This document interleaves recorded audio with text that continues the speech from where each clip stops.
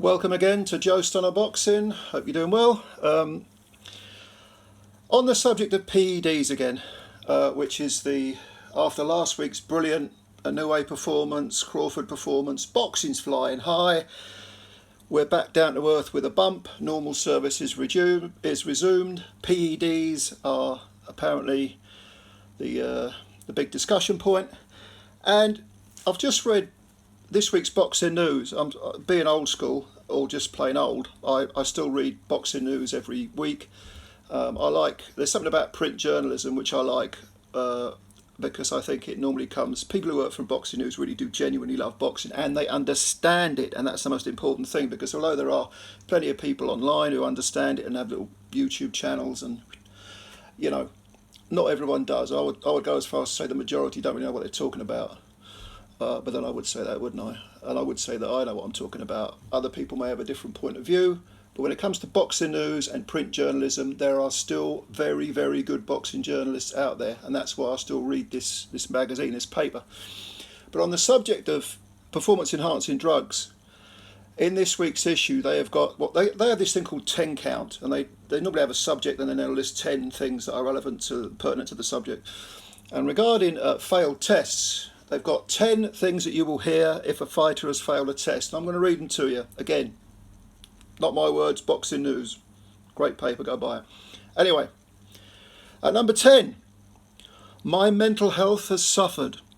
Yes, it has. The only thing worse than making light of mental health issues, as was the case in society for far too long, is using them now as a bulletproof defence following a transgression in order to elicit leniency or sympathy from either the public or the authorities. Yeah, agree with that. Playing the mental health card, no good, no good, no good. Number 9, I will do whatever it takes to clear my name. Okay.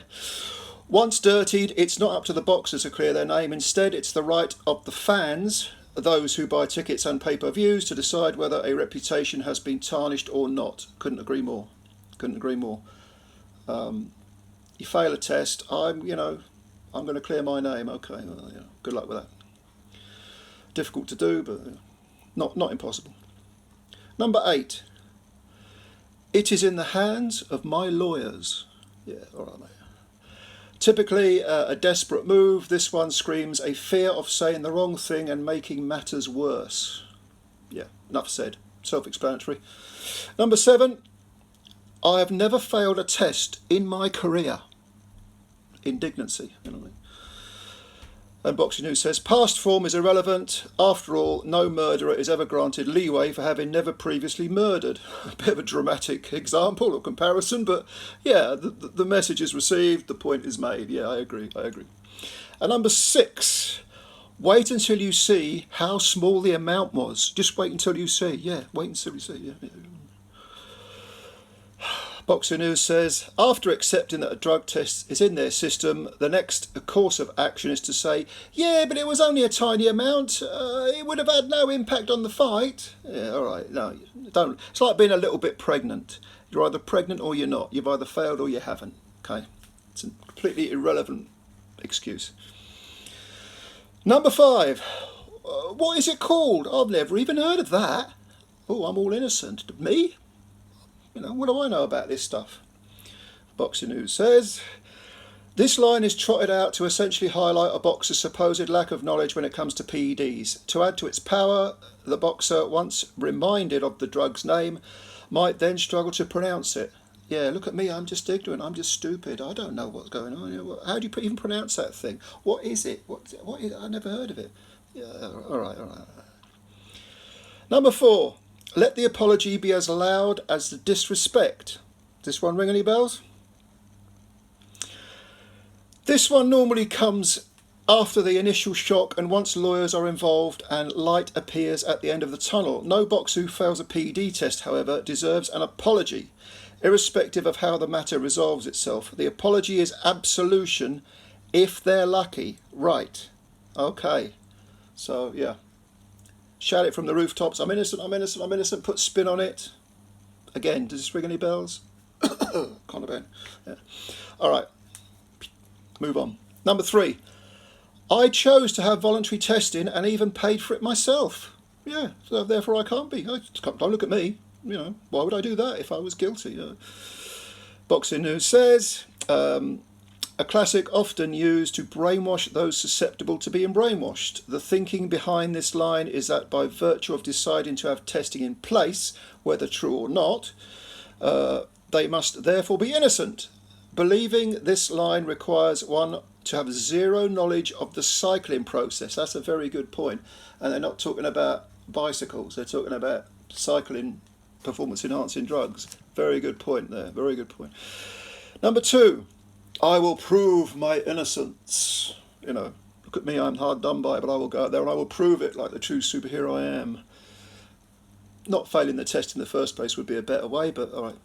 Boxing News says, when a fighter pops for a PED, they seem to be under the impression this is just the start of a little game and that they will now get the opportunity to turn the result around.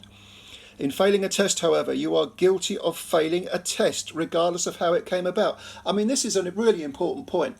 I've heard people say, well, they haven't proved it. Well, no, that's evidence. A failed test is evidence, okay? And you are therefore on trial. You're in the dock, and you therefore have to come up with evidence that disproves the evidence given, which is the test. And unless you can do that, it doesn't matter why you failed. You failed. This has to be the way it is. Otherwise, what's the point of doing the test in the first place? And at number 1, are we on to number 1? Yes, we are. Number 1, top of the tree. I am shocked and devastated. Boxing News says, of all the people who are shocked and devastated by a failed test, you would imagine the least shocked and devastated would be the boxer responsible for taking the banned substance. And yet, somehow, they're always the one most stunned by the news. Funny that, isn't it? Have you ever heard of a boxer who failed a test? Say, yeah, I failed it, you got me, it's a fair cop. You've had a few that have made deals, like Larry Olibemawo, who was a walking pharmacy, a kind of a British Gerald Miller. But no. So those are the 10 excuses, and Boxing News sort of debunks them, if you like, refutes them.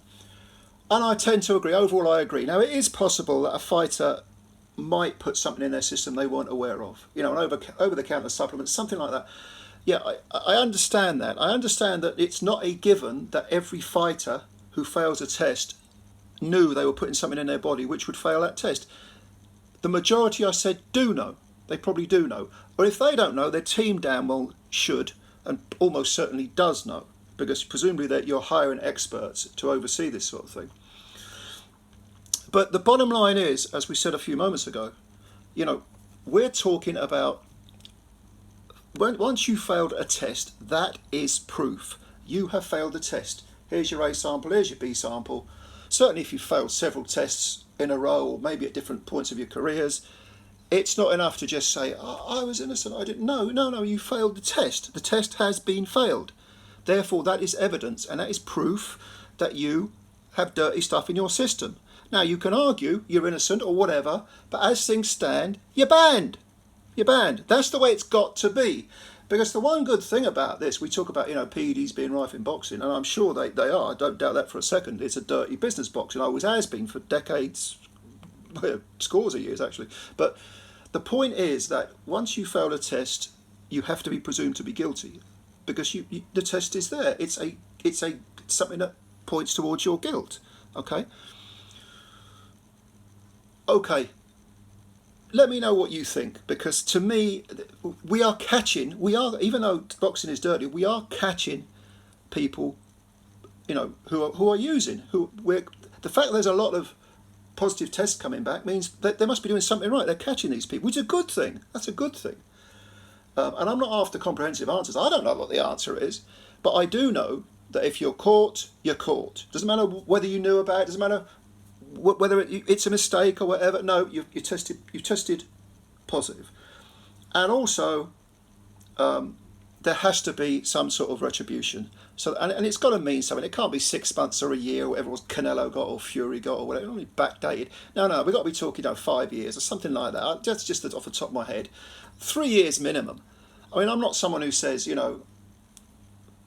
life ban. I don't believe in just throwing life bans around, but it's got to be a serious chunk of your career that you've just pissed hot away. That's my view. So, give your opinions below. I'd like to read them. Subscribe to the channel if you're new. Hit the like button if you're new. Hit the like button anyway. And yeah, I'm looking forward to reading your comments on this. Because excuses. To be honest with you, I'm sick of them. But hey, there you go. Alright, looking forward to reading what you got to say. Thanks for your time as always, and bye for now.